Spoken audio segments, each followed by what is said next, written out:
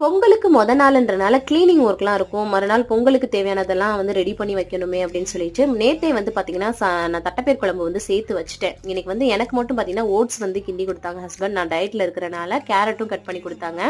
அவங்களுக்கு வந்து white rice வச்சுட்டு, அப்புறம் கவாப்பு வந்து வாங்கிட்டு வந்திருந்தாங்க. அதையும் ஃப்ரை பண்ணி சூப்பரா அவங்க வந்து சாப்பிட்டாங்க.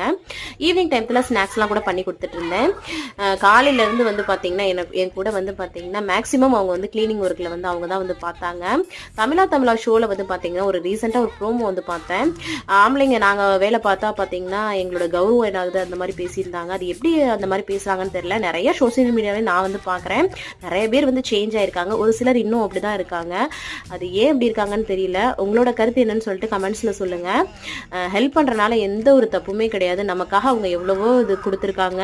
அதெல்லாம் நினச்சி பாருங்கள். நாளைக்கு உங்கள் பொண்ணு அந்த இதெல்லாம் படும்போது அதோட வேதனைகள் உங்களுக்கு புரியும்னு நான் நினைக்கிறேன். என்னன்னு சொல்லிட்டு நீங்களும் சொல்லுங்கள்.